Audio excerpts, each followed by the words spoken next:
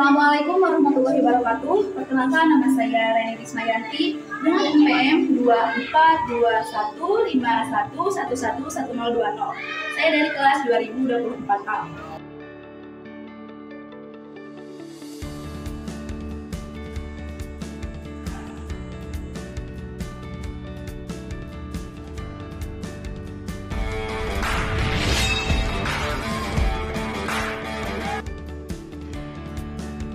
Dalam wawancara kepala sekolah, Bapak Nandang Sarjana Pendidikan menyatakan bahwa kebijakan pendidikan nasional sudah bagus untuk mendukung pendidikan ke arah yang lebih baik. Tidak hanya kepada para siswanya, tapi para guru juga mendapatkan pelatihan untuk meningkatkan profesionalisme seperti dengan sertifikasi guru dan pelatihan-pelatihan seperti workshop dan kelompok belajar. Dalam pengimplementasian kebijakan pendidikan, SDN 3 Raja Polah masih berproses dalam penerapan kurikulum, seperti dalam penggunaan Chromebook. SDN 3 Raja Polah juga mengalami beberapa tantangan dalam penerapan kebijakan-kebijakan baru, seperti kurangnya fasilitas yang mendukung dalam pemanfaatan teknologi. Bapak Nandang Sarjana Pendidikan juga menyatakan bahwa seharusnya setiap sekolah itu mempunyai laboratorium seperti laboratorium komputer dan laboratorium matematika. Namun kenyataannya tidak ada ruangan-ruangan dan alat-alat yang mendukung adanya laboratorium dan hanya menggunakan sesuai dengan kemampuan yang dianggarkan.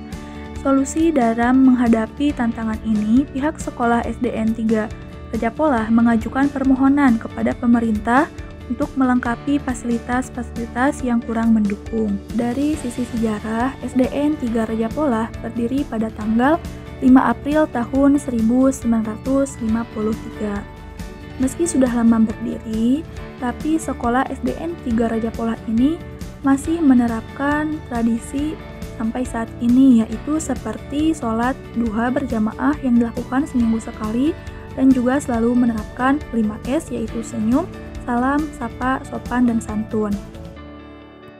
Mengenai pencapaian di sekolah SDN 3 Raja Polah, dari masa ke masa, SDN ini sudah mengantongi beberapa penghargaan dari tingkat kecamatan maupun tingkat kabupaten.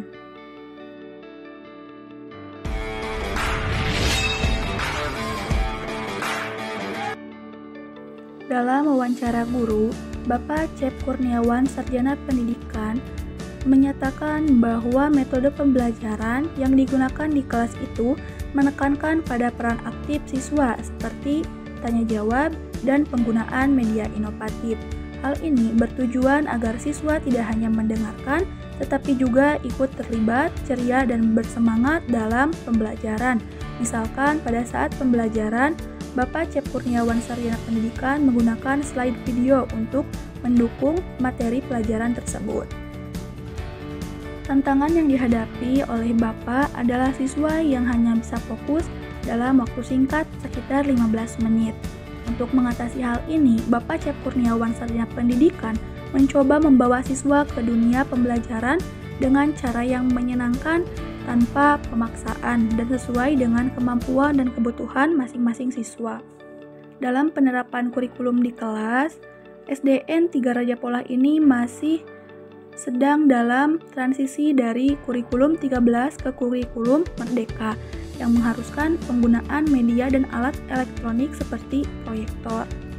Meskipun awalnya kesulitan, namun para guru berhasil beradaptasi dengan baik. Meski tantangan tetap ada, terutama terkait fasilitas pendukung seperti instalasi listrik dan internet yang kurang memadai.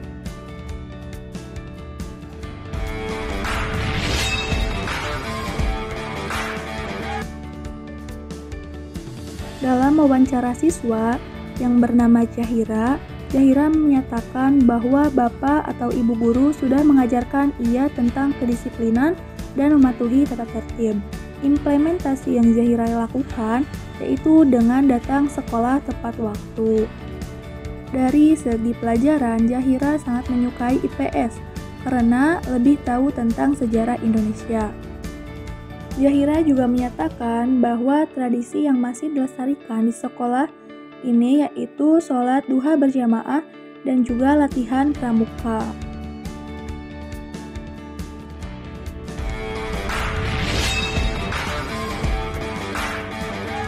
Dalam wawancara alumni SDN 3 Raja Pola, yaitu Teh Risa mengatakan bahwa sistem pendidikan sudah mengalami perubahan yang signifikan. Yang tadinya tidak ada daring, sekarang jadi ada karena perkembangan zaman.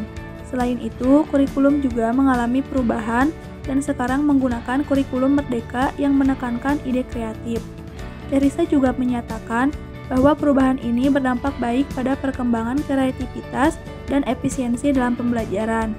Namun, menurut Teh Risa masih ada yang harus diperbaiki dalam pembelajarannya, karena siswa yang kurang aktif akan mengalami kesulitan dan kurang diperhatikan.